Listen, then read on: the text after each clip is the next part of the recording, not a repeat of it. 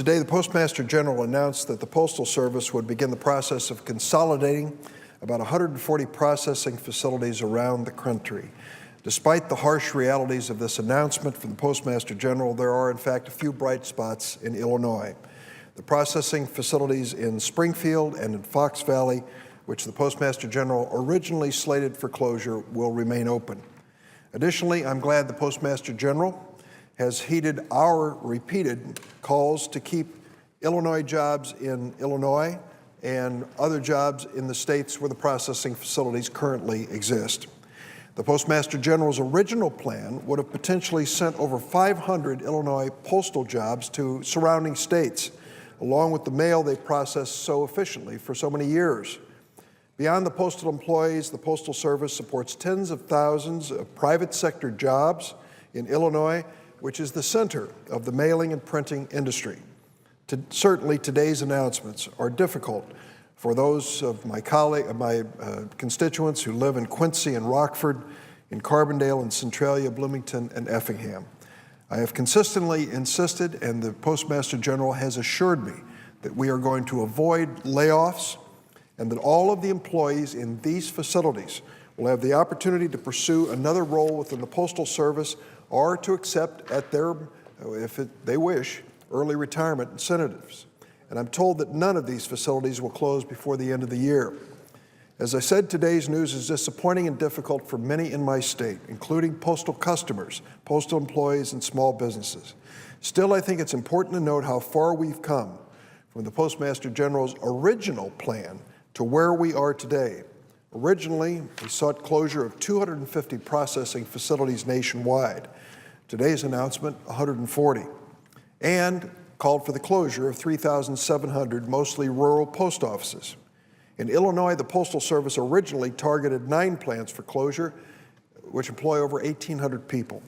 So after countless hours of meetings and hard work and a great deal of floor debate, we've moved off of that potentially destructive path. Let me say this word too, Mr. President, and you know this subject better than any other member in the United States Senate.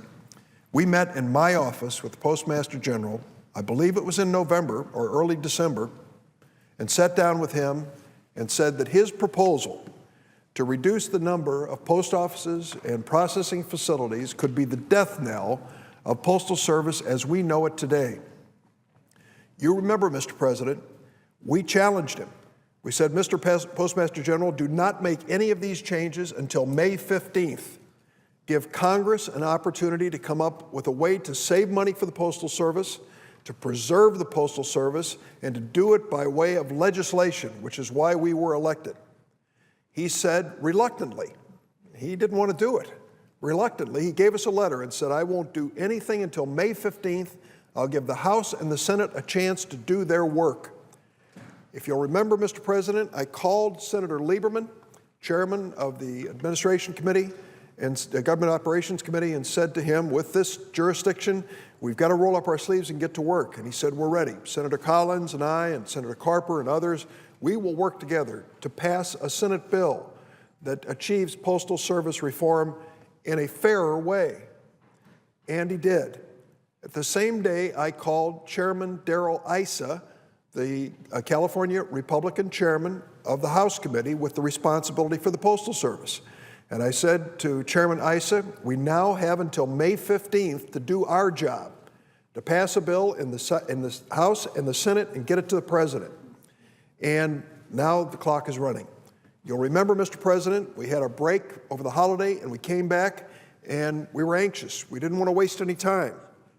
And let the record show that at the end of the day, the United States Senate, on a bipartisan basis, passed the postal reform bill.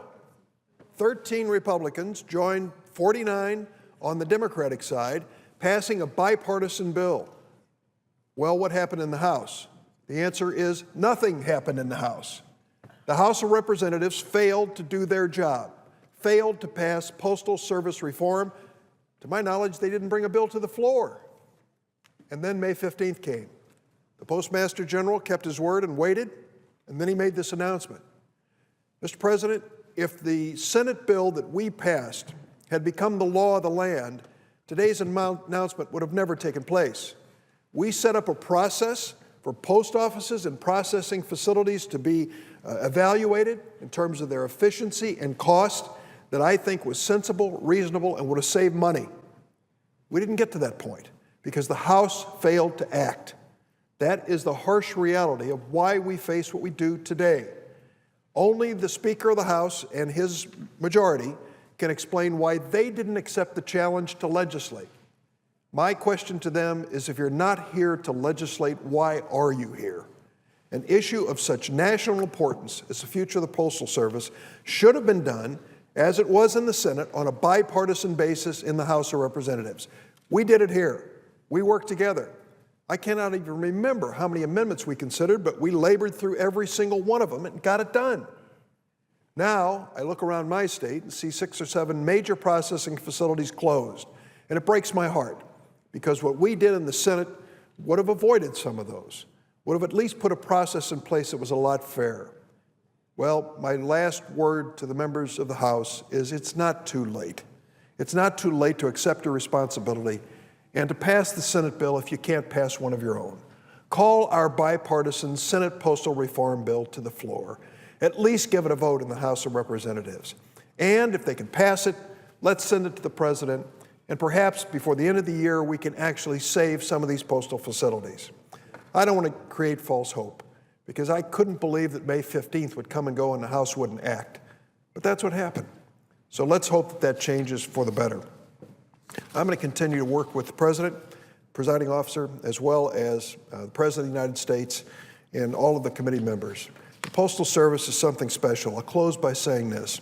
When they ask Americans what they think of people who work in the federal government, they don't always have the highest opinion, including members of Congress. But when you ask them about what branch of the federal government they have particularly positive feelings about, it's the Postal Service. You know why, and I do too. It's that letter carrier who's looking in the window and waving at your mom to make sure she's okay each day as she looks expectantly for the delivery of the mail, even if it's just some circular. That's that visit each day that keeps her in touch with the world and keeps our nation in touch with itself. That's the Postal Service. And the men and women, I just went into the Springfield Post Office, my local branch recently. They couldn't have been kinder or more courteous, helping all the people that are there. Our postal employees are some of the best federal employees in America, and I'm proud of what they've done. I'm sorry they're going through this change. It wasn't something we wanted to see happen. But we're going to do this in a way that is good for the future of the post office. I hope the House will only join us in this bipartisan effort.